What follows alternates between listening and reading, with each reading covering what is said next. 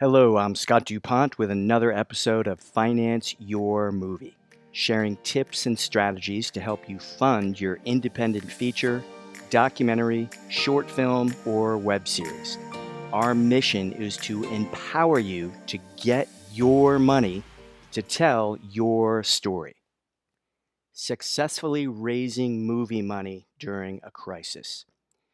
There are several tools, strategies, and tips we'll be sharing on these podcasts that make up about 20% of the fundraising process. And if you're not doing the right things, I don't care what mindset you have, how excited you are, you're not going to be able to raise the money. But if you don't have the right psychology and mindset when you're raising money for your independent project, you will most likely fail, as 80% of the overall fundraising process is having that right mindset and psychology.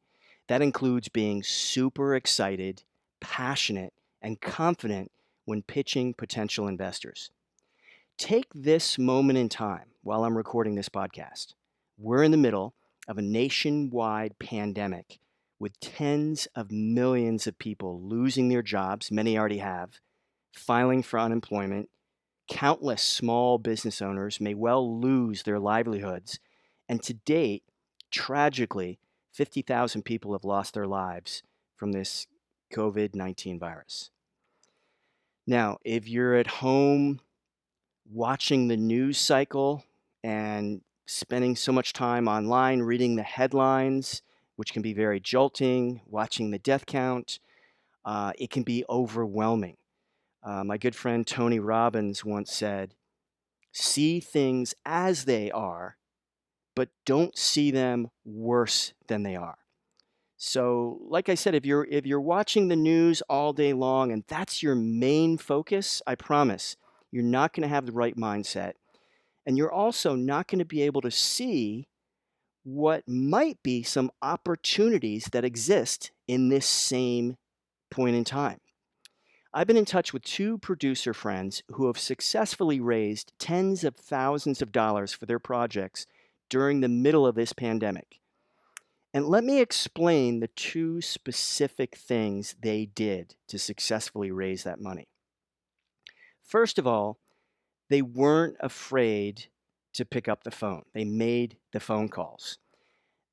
See, when you're raising money, and I'm not talking about if you're just trying to raise a couple $1,000 for a short film or a web series and you're doing it micro budget.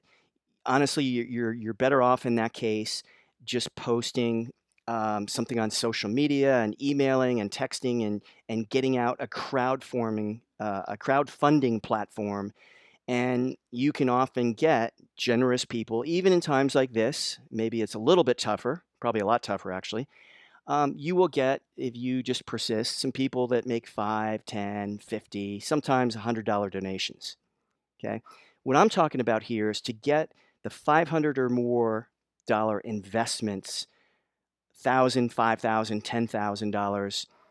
I've never been able to get that movie money simply from an email, a text, or a DM.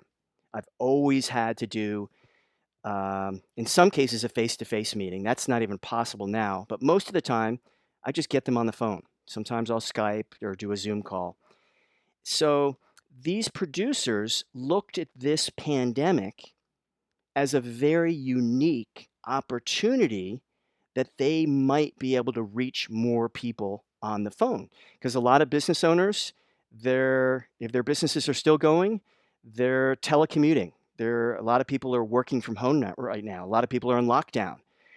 They're not running a million miles an hour, taking care of all these crazy things that normally happen in our fast-paced lives with all this technology and all these things going on before the virus hit. So they saw this as an opportunity to simply reconnect with many people that they knew, whether it's family, friends, acquaintances, anyone on their potential investor list.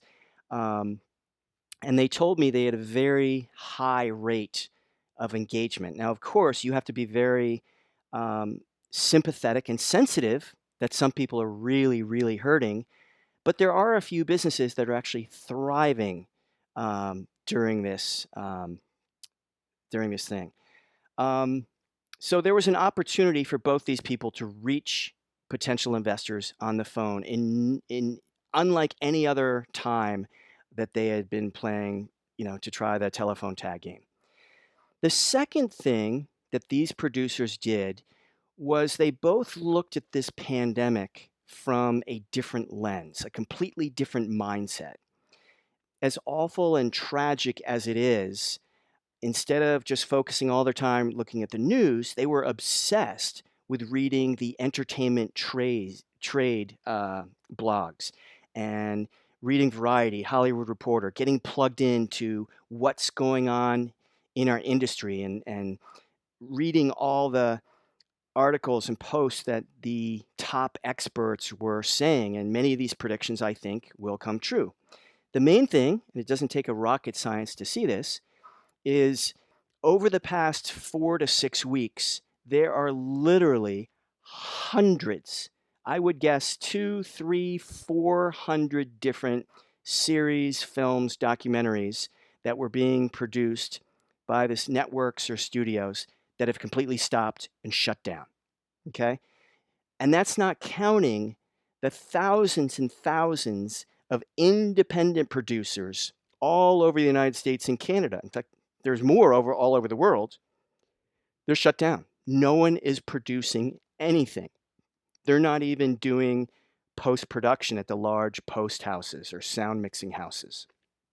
So there's going to be an opportunity here. And this is the way the two producers looked at it. One producer had a narrative film that was in the can. 90% of all his post production, including color correction and sound mixing, was done. He just needed a few $1,000s, about $50,000, to finish up some of his post production. Second producer I talked to had a low budget documentary completed. All the post was 100% done. It was ready to go. He was looking for what he's anticipating will be some additional legal fees and some deliverable costs once he gets the movie in the hands of a sales agent or producer's rep.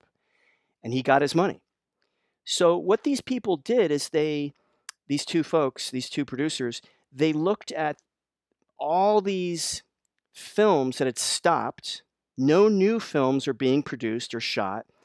And they're reading in the trades, and you can read today too, that there will be a point in time, whether it's a month from now, 2 or 3 months from now, there's going, especially with all the new streaming studios like Peacock and Quibi and Disney Plus, and even some of the more established behemoth streaming studios like Netflix, Amazon, Hulu, they're all looking for content. Well, if all these films have shut down, sooner or later, the products of finished film on the shelves or available for them to consider purchasing, it's going to dry up, right? There's going to be a lot less films anyway than under a typical marketplace. So they looked at this as a great story to share with potential investors that were calling up. It was a very unique situation, one that might not ever happen again, and they were able to get the money. So just something to think about. I remember back in the fall of 2001,